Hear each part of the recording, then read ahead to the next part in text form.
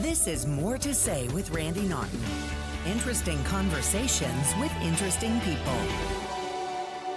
We welcome you into another edition of More to Say with Randy Naughton. We appreciate you following along, and of course, we appreciate all of our followers, our subscribers. If you want to follow me on social media, I'm pretty much on it every day. So every social media platform, give me a follow. You won't regret it. It'll be nature, it'll be cooking, it'll be goofy stuff, it'll be sports, you name it. And it'll be, of course, about the More to Say podcast. We'd like to thank our sponsors on the More to Say podcast, the Lemp Mansion in St. Louis, which is one of the most haunted places in all of North America. Yeah, they serve lunch. Yeah, they serve dinner. Yeah, they have a legendary all-you-can-eat fried chicken dinner on Sundays. So don't cook, go eat, and then nap. You won't regret it. LempMansion.com. We would like to also thank the support of Team Jakey, which is a local organization hoping to end the stigma of mental illness. They know all too well what it's like to lose a loved one to suicide, and they want to help end the stigma and help other families as well. We'd like to thank our mostly superheroes partners, Logan Janis, who's also my podcast partner, helps put these episodes together. He's got a podcast called Mostly Superheroes. But don't let the title fool you. It's pretty much a variety. They touch base on all things. And he is the ultimate hype man for St. Louis. And of course, I'd like to thank KTRS Radio for their support as well. In case you didn't know it, in addition to all streaming platforms, you can also hear the More to Say podcast on KTRS every Sunday at 5 p.m. If you miss an episode, just go to their website, ktrs.com, click on podcasts, and you can see and hear everything. All right. As we're recording this today, we're kind of in the dog days of summer, in the middle. And a lot of families are like, maybe let's jump in the car and go somewhere. Do I have an idea for you? Before you do that, find this book. It's called Small Town Missouri: Legends, Lore, and Attractions in the Show Me State. Probably can get everywhere you need to go in less than a day's drive. And we have the author with us today, Caitlin Yager. Thank you for joining us today. I'm very happy to be here. Thanks for having me, Randy. Oh, I'm so glad to be able to talk to you about this because I kind of love this. It's an easy read. I will say right now, the book that I have, and I thumbed through it, it's sitting on a coffee table at my house at the lake right now. So it's like, where am I going to go? And I ended up on the way to the lake reading in your book first about Hermann, Missouri, which is one of the 50 featured towns. Yeah, that's great. Yeah, and I ended up buying some bratwurst and, did all the Hermann, Missouri stuff. What inspired you to write this book? There's a lot of different kind of arms that led me there. So, First of all, what's your day job? Are you like an author and a writer by day? No, not at all. What do you do? Book. I'm a program director with a nonprofit called Missouri Humanities, and that's kind of what jump-started this. Through my work with Missouri Humanities, I work a lot with rural Missouri. Do a lot of small town storytelling. That organization has a program called Small Town Showcase. So with my day job, I really do spend a lot of time in these small communities, helping to tell their stories and highlight their people and places and histories. And through that work with Small Town Showcase and with Missouri Humanities, it kind of attracted the attention of Josh Stevens at Reedy Press. And they've been kind of toying with the idea of doing a series on small towns. And, if you know Reedy Press's books, they're really great at doing series. Yes. And they feature stories from across the country. They're a local St. Louis, Missouri-based publisher. So they have a lot of St. Louis stories, but they do a lot of outside of Missouri as well. So they wanted to start a series about small towns. And they thought, where better to start than Missouri? And they had reached out asking, hey, you're really connected with small town Missouri. Do you know anybody who could write a book that features, a bunch of small towns in Missouri? And I said, yeah, I think I could do that. I'd never written a book before, and, kind of took it as a sign to just, say, hey, if you're willing to take a chance, I would love to take a crack at this.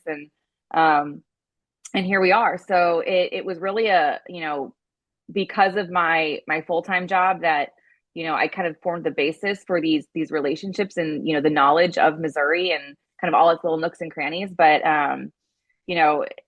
this definitely dives a lot deeper. And I really wanted to make sure that there were a lot of areas of Missouri represented, that if you were, no matter where you were in Missouri, you could pick up the book and look at that map on the inside and find some place nearby to go explore. Well, personally, I love road trips and I loved, I just drove to Kentucky not too long ago. Get me in a car. I think it's because growing up in a large family, 7 kids, we packed everyone in the station wagon, and if we wanted to Hmm. do something outside of the norm, we drove. And Right, same here. I love driving through mid-Missouri to go to the lake and seeing the farms. It's just, and of course the rule is if you see a cow, you have to say moo. That was something I did as a family. The kids, we'd all together, all 7 of us say moo in the car. So maybe that kind of says a little something about me at this point. But you are a St. Louisan. Did you I am. and first of all, where'd you go to high school? I went to Nearix Hall, so Okay. I loved it. I'm a very proud Nearix Hall marker. Okay. So did your family take kind of like little trips here and there, or what was your typical vacation in your family? We had a pretty, typical, we had family that had a condo down in Florida, and that's kind of where we went. It was an Hmm. easy, not easy drive, long drive. It was a 2 day Right. drive. But like you, we weren't going to fly 4 kids and 2 parents down to Florida, so we drove. But I kind of grew up going to, a family's condo in Florida. We took a couple little trips to Silver Dollar City. But we really didn't do a lot of those, little weekend road trips. We had, my parents worked, we were busy with Right. sports. Right. We didn't do a lot of little things. We were pretty typical, like went on vacation during the summer. So I think, what really kind of inspired this book was the fact that I didn't really get to explore a lot of this, when I was younger. And it's a great opportunity for, I've got young kids now, and we love to just, look around and pick, getting anywhere within 2 hours is easy. That's a Saturday, Easy. Do drive the 2 hours, pack a picnic Yeah. lunch. Like it's so easy. And Put it some gets you snacks in the outside of car, home. play the Right. license plate game, just have fun. Okay, first one to Yeah. see a red barn, put it on your scavenger hunt. There's so Hmm. many fun things you can do in the car. So, your Yeah. book, let's do a deeper dive into the book. You Yeah. cover 50 small towns in Missouri, and obviously, Missouri has so much history attached to it. Yes. Um, 50 towns, and I know a lot of it, your work took you to a lot of these places. How long did it take you to compile the book? So it was from start to finish. So from the time I went under contract to like the book coming out was 2 years. Um, I would say it took me probably about 6 months to finally nail down, like, okay, these are the 50 that I'm going to focus on. Hmm. And then the next 6 to 10 months, filling in all the information. So if you've looked at the book, each section has the founding story, the legends, the lore, the attractions. It has these bullet points. So it made it really nice and organized to kind of plug and play. Right. But it was, picking 50 towns out of a fairly large state is incredibly difficult. And, I kick myself every day thinking of all the towns that I didn't include. And it just, That's the title obviously of your makes next book. I All the if towns I I had a didn't include. dollar, if I Yeah. had a dollar. But it was a lot of fun to, really dig in and see what stories, there were some natural inclusions. You can't write a book about small town Missouri and not include places like Herman or Hannibal. Right. But I really wanted to make sure that in addition to those kind of really Missouri stories, those really obvious tourist attractions for people looking for a small town in Missouri, that you could also go off the beaten track a little bit and find some communities and find some stories that might not make a brochure at a welcome center or be highlighted on a travel blog. Just trying to find these little stories that might attract some attention and really get people understanding all the different pieces that put Missouri's story together. And they're all in these small communities. Kansas City and St. Louis are, huge pieces of the Missouri Right. story, They're the but bookends. there's, Right. yes, but there's so many stories and people and places that were integral to the state's growth and development that often get overlooked. So, out of the 50 small towns in Missouri, do you have a favorite where you visited? Why or why not? Or are you not going to be that way? Are I you not can't going to be name that it? way. So obviously with this kind of book, I get asked that question a lot. Yeah. And I tweak the answer. So I don't like to say I have a favorite town in How about particular. standouts? Some that may have left more of an Standouts. impression than others. Yeah. I'd say a place like Arrow Rock is great. Arrow Rock's the first town in the book, and it's the smallest. It's got 59 people that live there. Oh, really? And Yes, where is but it that? has Where in the Arrow Rock state? is along Highway 70, so past Columbia, a little bit north of Highway 70. So you'll pass Boonville, past Columbia, all that, just off of Highway 70. There's lots of signage because it's the National Historic like district. Like the whole thing is a national site or Yeah. national historic site. They've got a great Lyceum Theater that puts on amazing productions that are very high quality. We've got really great historic sites. Their preservation society is so active and involved in making sure that their stories and their buildings and their places are preserved and interpreted.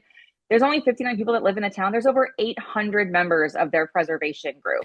Wow. So that just goes to show, the people that are dedicated to Arrow Rock's story and, preserving that for future generations. So Arrow Rock's really great if you want that really small town, but kind of step back in time, really great little community.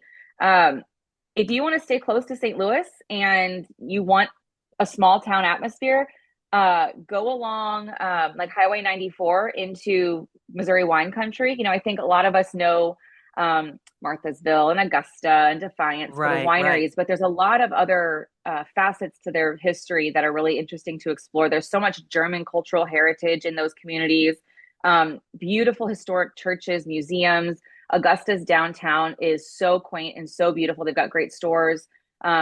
Augusta has a restaurant called Root that is run by a James Beard nominated chef right in Augusta, in this tiny little town of a couple hundred people.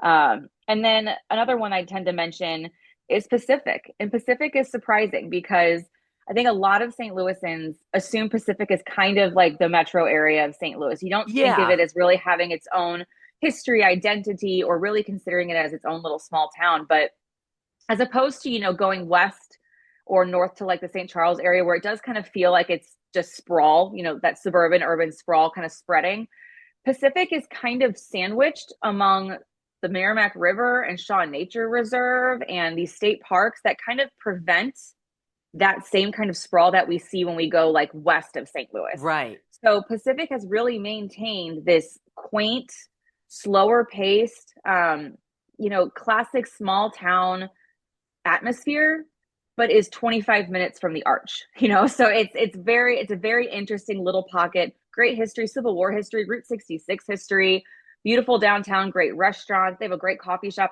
I'm a sucker for a coffee shop, and their coffee shop, Little Ireland, is great.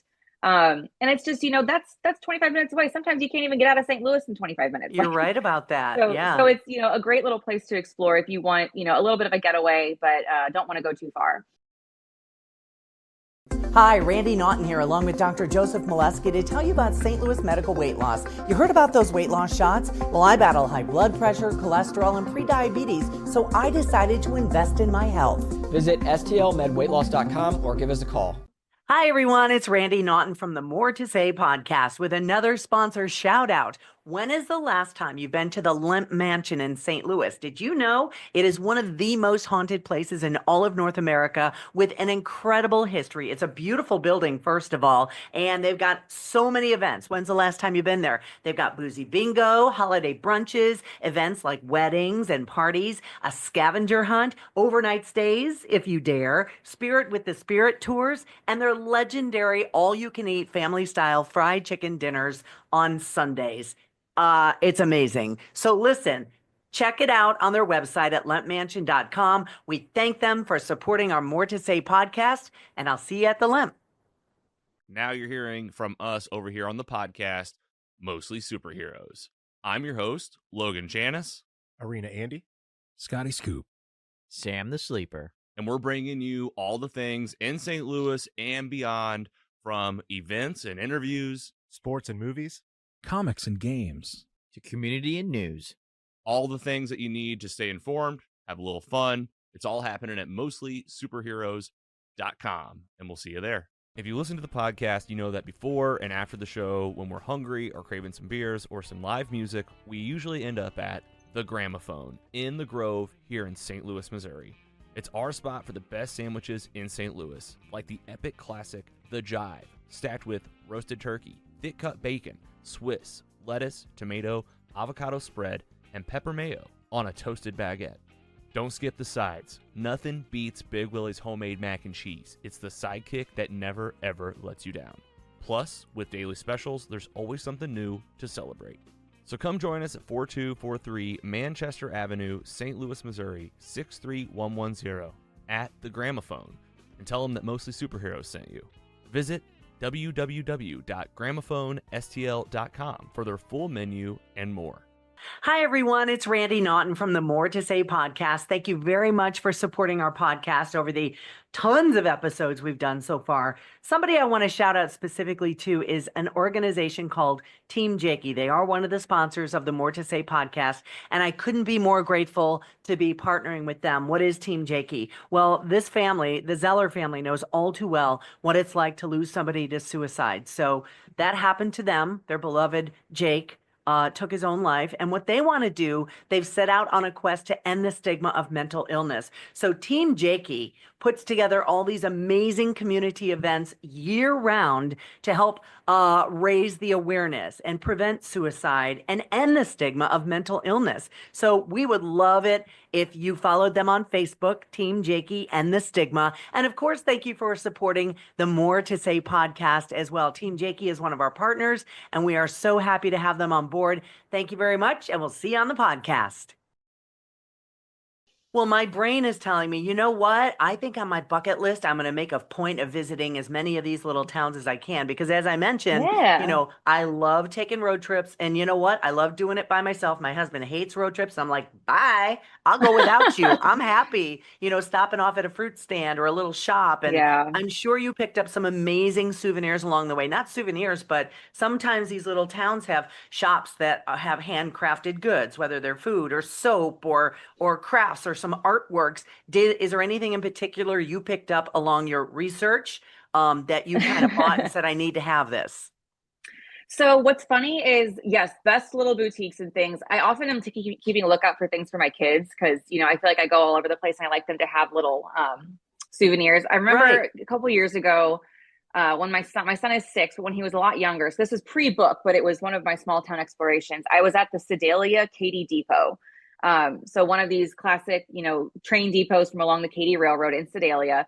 And they had a little gift shop, and it was these little trains that you could build with the letters of their name. Oh, so cute. But then the engine said like Sedalia Katy Depot on it, and then it said Eli, and then it had the caboose. And so, I mean, I still have it, and it's so that's cute. adorable. But what I love to do, I think small towns have some of the best thrifting. Like the thrift stores, I found one of my best finds to date was, I think it was Pacific where I found this, where you know, everyone's wearing those On Cloud shoes. Right. Have you seen them? Yeah. Which are a fairly expensive. Yeah, they're $100 shoe. a pair. Yeah. Yeah, I found a pair never worn for $30 in my size at one of these thrift stores. Which, like in St. Louis, you'd never find that. Like if you did, it'd be scooped up right away. But I kind of happened to. I was like, is this a joke? Like, okay, I'm getting those.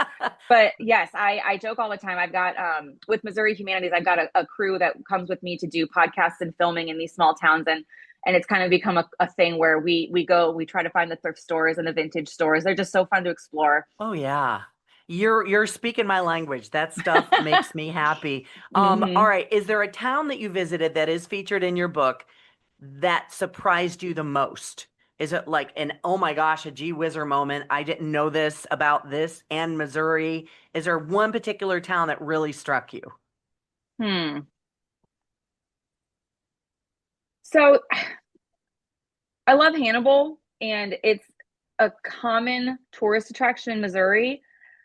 People go there for Mark Twain, but I think what surprised me is that there's so much more than Mark Twain in Hannibal. There are really interesting people that are majorly famous that come from Hannibal, but Hannibal is, of course, very focused on Mark Twain. Right. So, for example, in Hannibal, there's the unsinkable Molly Brown house. So if you have seen Titanic and seen Kathy Bates's character, Molly Brown, she was a real person, and she came from Hannibal, Missouri. And she, you know, with the Titanic story, she's known for, you know, she wanted the lifeboats to turn around and go save more people. She was really an advocate for Titanic survivors. She was an advocate for, you know, workers' rights and women's rights. And she ran for public office before women even had the right to vote. And she came from Hannibal, Missouri. She eventually moved out west she moved out west for, you know, to get rich and, you know, make it big. But she hails from Hannibal. And then the voice of Jiminy Cricket is from Hannibal, Missouri, which is, it's just I don't think they even use Jiminy Cricket anymore as like No.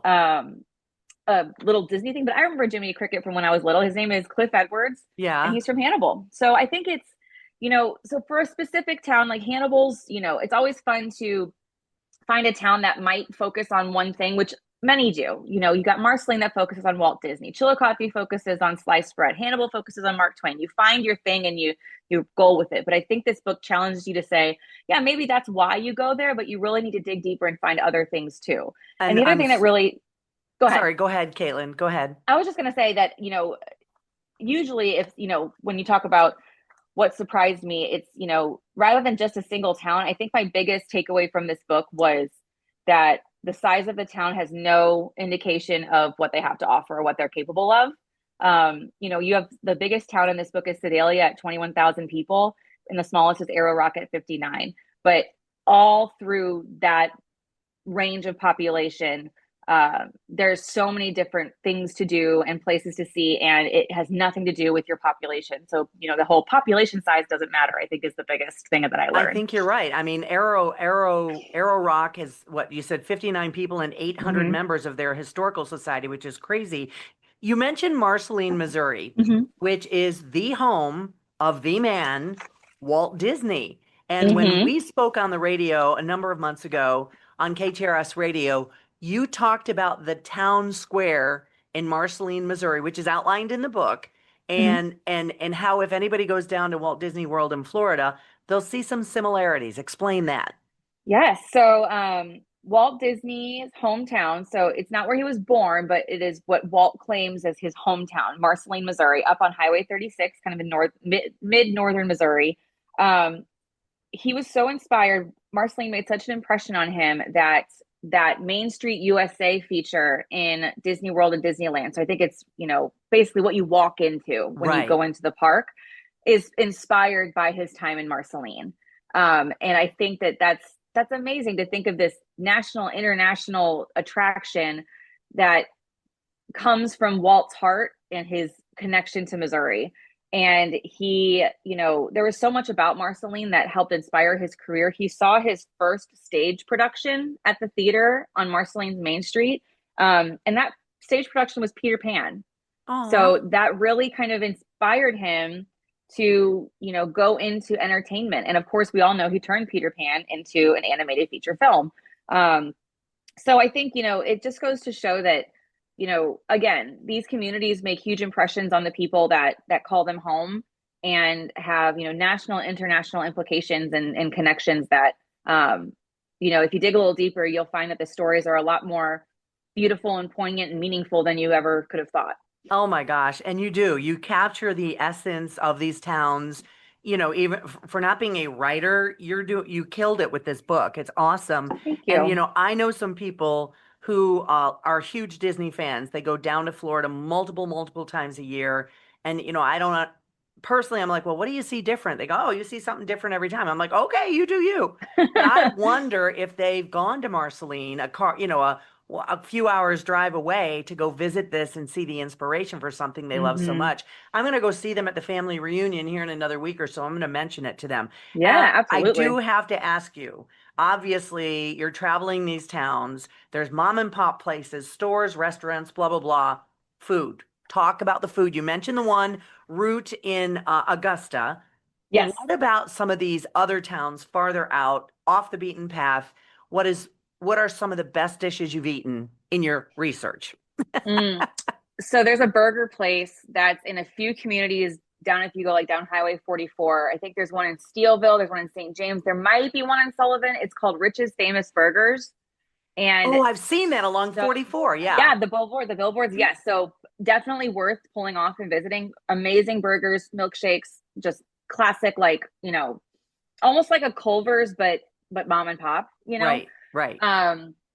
You mentioned Herman and bratwurst. So did you go to Herman Wurst House? Yeah, I have some in my fridge right now. Yep. So that's one of my favorites when I'm in that area. They actually have one in Fulton now, along Highway 54. So if you're not in the Herman area, but you're more mid-Missouri, they've got a location in Fulton. But yes, every time I'm in that area, I stock up as well. You can get like bulk meats and things. You can also order food and eat it there, and it's so very good, award winning. Um, and then for something a little fun, so I went to school at Truman State in Kirksville, Missouri, so about 3 hours, 3.5 hours north of here. There is a little diner called Pancake City, and very classic, just small town diner, but they have over a dozen kinds of pancakes. I remember, I remember going there as a college student, and my roommate and I could never decide if we wanted like sweet or savory. So we'd always get a burger and a plate of Reese's pancakes, and we'd split it, and it was amazing. There you go. Oh, those are some great nuggets. Now, did I hear that because this book is so cool, and again, if it's an easy read, if you're like me, I'm going to open the book, close my eyes, and point to wherever, and that's where I'm going to go today. I'm going to try to do this. I'm going to try to do this, and start traveling to some of these cool little towns, probably during the week where the tourists aren't, there's not a huge influx, but to me, it just sounds super cool. Is there a chance, is Reedy Press asking you to do more for other states? We have not talked about it yet. I have other ideas for similar books, but nothing official yet. So stay tuned. All right, will too. and let's talk more about your day job. What you do. Okay. You travel to rural Missouri and you help other people. The name of the organization again, and give me the website. What exactly do you do for them, and what do they do for others? Yeah, so I appreciate you wanting to shout them out. So it's Missouri Humanities.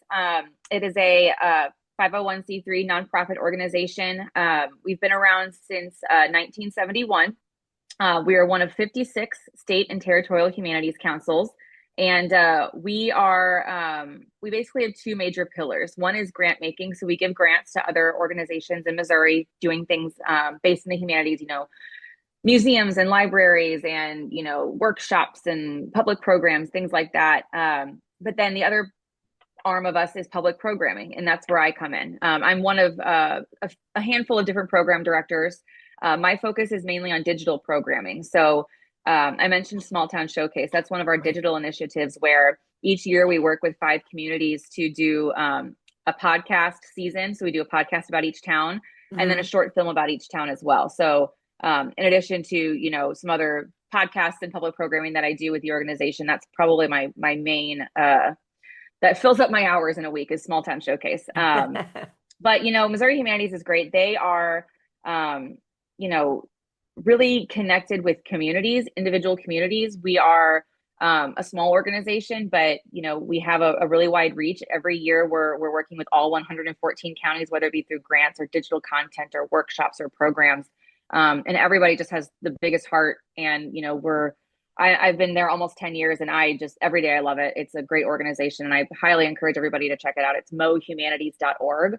mohumanities.org. We'll put it across the bottom of the screen for everyone to see it. Absolutely. Well, for you to be there for 10 years, that's saying something. I mean, it's hard to find people who say they love going to work every day, but I could tell by your passion, it feels like you do. You love your job. Yeah, I do. That's awesome.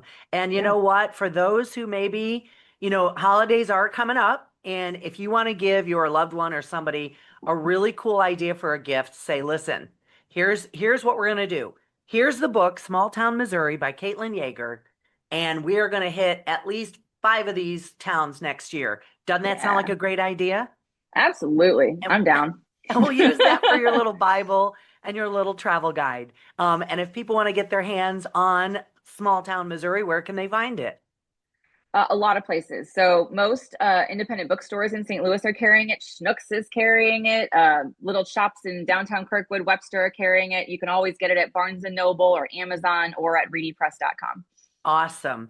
Caitlin Yager, it's been a pleasure talking with you again. I appreciate it. I learned some more, and you make me want to hit the road even more. So I think I'm going to probably go do that. And if I do, I'll email you and let you know that, yes, oh my gosh, absolutely. I went to this. I want to. And, I'll put it all on social media, show everybody the book. Heck yeah, I will. No doubt. So thank you for joining me today on the More to Say podcast. I appreciate it. And of course, I'd like to thank everybody who listens and views it and subscribes and likes and shares. I really appreciate it. Again, follow me on social media. I'm all over the place. So any social media platform you go on to, you'll likely find me at Randy Naughton. And of course, our sponsors, the Lemp Mansion in St. Louis, Go to lempmansion.com and you'll see all their cool events they have all the time. I've stayed overnight there. If you dare, try it. It's really cool. Also, Team Jakey, they are hoping to end the stigma of mental illness. Logan Janis, my podcast partner in the Mostly Superheroes podcast. And of course, KTRS Radio, the Big 550 KTRS in St. Louis, who airs the More to Say podcast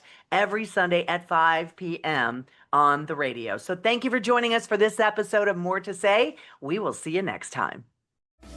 This has been More to Say with Randy Naughton. Interesting conversations with interesting people. Be sure to like or subscribe wherever you get your podcasts.